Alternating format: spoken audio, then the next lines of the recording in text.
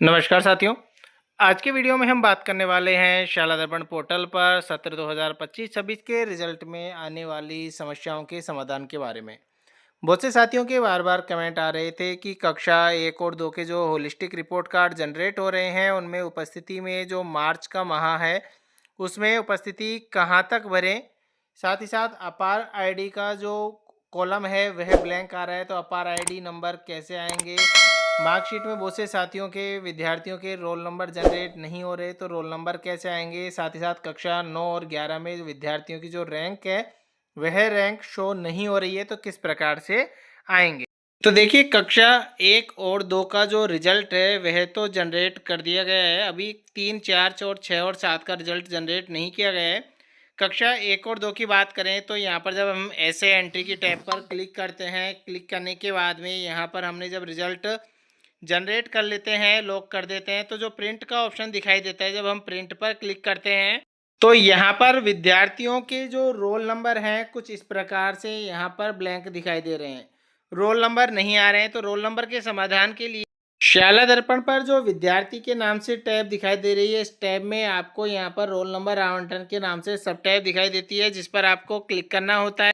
यहाँ से आपको सबसे पहले सेशन सेलेक्ट कर लेना है 25-26। उसके बाद में जिस भी क्लास के विद्यार्थियों को आप रोल नंबर आवंटित कर रहे हैं, क्लास सेलेक्ट करके आपको सेक्शन सेलेक्ट करके देन आपको शो पर क्लिक कर देना है। यहाँ से आपको अपने क्लास के विद्यार्थियों को रोल नंबर आवंटित करना है। आवंटित करने के बाद में आपको नीचे नीचे अपडेट पर क्लिक कर देना है। देखिए, छात्रों की उपस्थिति की हम बात करें तो जो मार्च का माह है इसमें यहाँ पर कार्य दिवस और उपस्थिति जो है अभी भी यहाँ पर 0-0 आ रही है। तो उपस्थिति की गणना की हम बात करें, विद्यालय का जो टैब है उसके अंतर्गत कक्षावार कुल मासिक कार्य दिवस प्रविष्टि पर आपको यहाँ क्लिक करना है। यहाँ से सेशन सेलेक्ट करते हुए शो पर क्लिक कर देना है। यहाँ पर जो आपको कार्य दिवस बनने हैं, तो मार्च के कार्य दिवस की हम बात करें तो 25 दिनांक तक, जो 25 मार्च 2026 है, तो यहाँ तक आपके विद्यालय में जितने कार्य दिवस बनते हैं तो उतने कार्य दिवस की आपको यहाँ पर एंट्री कर देनी है। जब हमारा रिजल्ट जनरेट हो जाता है, रिजल्ट जनरेट होने के बाद यानी कि जो 25 तारीख के बाद में जब दिनांक 31 मार्च आती है, तो वहाँ पर आपको 31 मार्च के अकॉर्डिंग यहाँ पर आपको अपने कार्य दिवस की प्रविष्टि करनी है। वापिस समझ लीजिए कि आपको अपने जो रिजल्ट जनरेट करना है, तो रिजल्ट जनरेट करते समय यानी कि जो आज की तारीख या 25 तारीख से हम पहले बात करें तो वहाँ तक तो आपको 25 मार्च 2026 तक आपको अपने कार्य दिवस की यहाँ पर प्रविष्टि करनी है।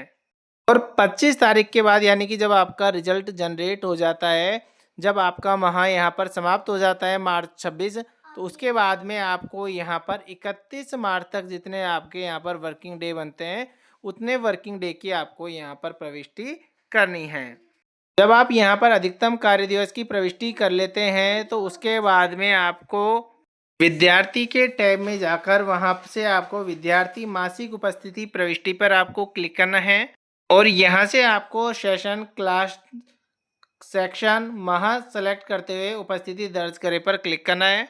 तो यहाँ पर विद्यार्थी की जो मार्च का माह लिया है हमने, तो मार्च के माह में विद्यार्थी कितने दिन उपस्थित रहा है 25 मार्च तक के आधार पर, तो वो आपको उपस्थिति की गणना यहाँ पर आपको फिल करनी है। जब आपका माह समाप्त हो जाता है यानी कि मार्च 26 खत्म हो जाता है, तो आप 1 अप्रैल या 2 अप्रैल के दिन आप यहाँ पर अपनी जो उपस्थिति की गणना है वो आपको यहाँ पर वापस अपडेट कर देनी है।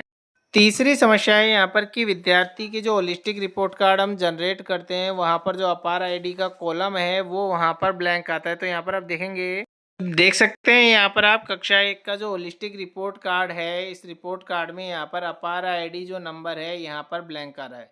तो देखिए, अपार आईडी जो है वह यूडाइस से लिंक है, उसका शाला दर्पण से यहाँ पर कोई भी कनेक्शन नहीं है। तो आपको यहाँ पर अपार आईडी है, आपको मैन्युअली यानी कि आपको पेन से यहाँ पर आपको प्रिंट निकालने के बाद ही आपको यहाँ पर फिल करना होगा।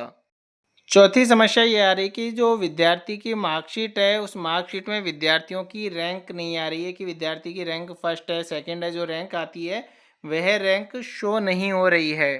तो यहाँ पर आप देख सकते हैं कक्षा 9 की यह मार्कशीट है, इस मार्कशीट में यहाँ पर आपके रैंक यहाँ पर ब्लैंक आ रही है। इसका कारण क्या है, जब तक आप संबंधित कक्षा के सभी विद्यार्थियों का जो रिजल्ट है वह जनरेट नहीं कर लेते हैं, तो तब तक आपके यहाँ पर विद्यार्थियों की जो रैंक है वह रैंक शो नहीं होगी।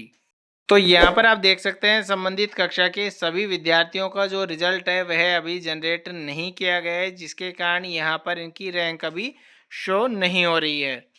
आज की वीडियो में इतना ही। धन्यवाद।